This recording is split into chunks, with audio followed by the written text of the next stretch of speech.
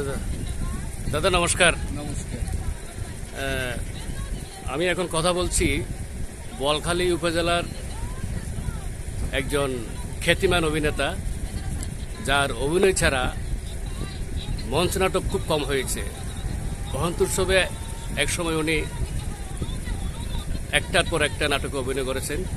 বহুদিন পর দাদাকে পেলাম কানগোপাড়ায়। দাদা এখন বার্ধক্যে, বয়স 70-এর পর। তো দাদার সাথে কথা বলছি। দাদা, আপনি কি কারণে নাটক করেছেন, শুরু করেছেন? নাটকটা আমার নেশা।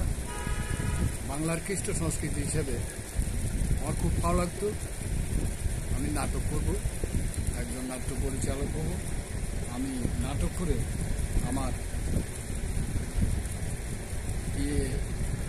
মনের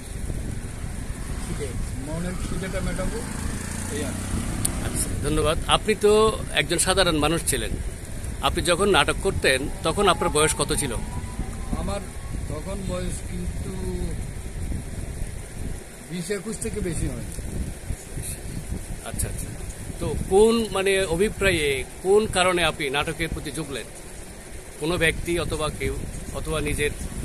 নাটক করে দিনের পর দিন এক একটা নাটকের পর আমার একটা প্রশংসা আছে, এটাতে আমি আনন্দিত হতাম।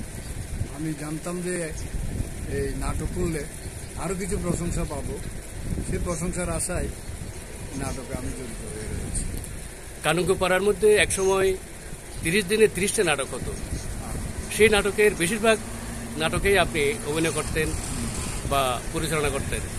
আপনি পরিচালনা করে স্বাচ্ছন্দ্য বোধ করেছেন নাকি অভিনয় করে করেছেন? অভিনয় করে বেশিরভাগই করেছি। পরিচালনা থেকে অভিনয়টা আমার খুব ভালো লেগেছিল, অভিনয় করেছি। তাছাড়া এইখানে যারা নাটক করতো আমায় বেশি ভালো বাসত, শ্রদ্ধা করতো, সম্মান করতো এবং নাটকে আমাকে অংশ নিতে অনুরোধ করতে চাইতো। আচ্ছা, আপনি নাটকের মধ্যে ডুবে গেছেন। এই নাটক আপনার জীবনে কি ভূমিকা রেখেছে? নাটক আমার জীবনে তেমন কোনো ভূমিকা রেখে নাই, তবে আমার ভূমিকাটার অন্যতম হচ্ছে যশ, খ্যাতি, সম্মান, এই তিনটাই পেয়েছে। আপনার নাটক করেছেন ঠিক আছে, কিন্তু এই নাটকের ভেতর দিয়ে সমাজ পরিবর্তনের কোনো চিন্তা ছিল কি? অবশ্যই ছিল। আমি প্রত্যেকটা সমাজে, যে সমাজে নাটক করতে গেছি, সমাজের শিক্ষা দীক্ষা এবং সমাজ পরিবর্তনের একটা চিন্তাধারা করেছিলাম এবং সবাইকে ওইভাবে আমি নির্দেশনাও দিয়েছিলাম। আজকে এই জীবনে এসে নাটক করে আপনার কি মনে হয়, যে নাটকটা করে ভালো হয়েছে না ক্ষতি হয়েছে? আমার নাটক করে কোনো ক্ষতি হয় না, কারণ আমি তো একটা জিনিস জানতাম, নাটকের ভিতর পেয়েছি।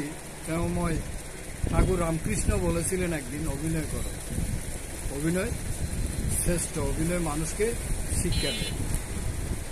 এই জন্যই তো এই বর্তমান যুগে এসে আমি বলবো, সুসংস্কৃতির মাধ্যমে সবাই নাটক করে যেন সমাজ চেতনাকে টিকিয়ে রাখে, সমাজ চেতনাকে উন্নত করে, এই ধরনের একটা আশাবাদ করছে।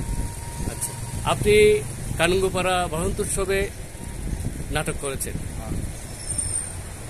এবং নাটক করে খ্যাতি অর্জন করেছেন। আমরা জানতে চাই, এই প্রজন্ম বসন্ত উৎসব এই এলাকায় কোনো ভূমিকা রাখতে পেরেছে কি? বসন্ত উৎসব একটা সুনাম এই এলাকায় রেখেছে। দীর্ঘদিন ধরে বসন্ত উৎসব পরিচালনা কমিটি উৎসব করত, বিভিন্ন এলাকা থেকে এসে নাটক করত। এই নাটকের মধ্যে মেইন ভূমিকা বসন্ত উৎসব একটা কত শব্দ, সেটা স্মরণীয় হয়ে থাকবে আগামী প্রজন্ম পর্যন্ত। যে বসন্ত উৎসব হওয়ার পেছনে কারা নেপথ্যে কাজ করেছে একটু বলবেন? নেপথ্যে কাজ করেছে যে আমি প্রধান হিসেবে দেখেছি তৎকালীন চেয়ারম্যান, ভালো একজন নাট্যপ্রিয় মানুষ, প্রবীর চৌধুরী বনুদা, শিব মহাজন, নিতাই দা, শান্তলাল দা, অনিল শীল, এরা কয়েকজন। এরা এই বসন্ত উৎসব চালু করার আগে ওরা যে ভাবনা ভাবছে, এটা কি বলবেন একটু? কি কারণে ওরা বসন্ত উৎসবটা শুরু করতে চেয়েছিল?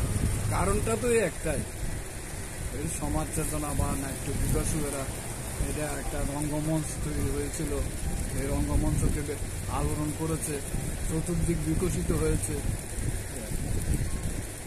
আপনি আমাদের বর্তমান প্রজন্ম যে নাটক কেউ কেউ করে, বেশিরভাগই করে না, তাদের প্রতি আপনি একটু বলুন। তাদের প্রতি ওটাই আমি বলবো, লেখক যারা নাটক লিখে অত্যন্ত সুস্থিতিশীল চিন্তাধারা নিয়ে করে, এই চিন্তাধারাকে বর্তমান প্রজন্মের পরিচালকেরা বা অভিনেতারা সুন্দর সুনিপুণ অভিনয় করে সমাজে উজ্জ্বল দৃষ্টান্ত রাখুক, এটাই কামনা।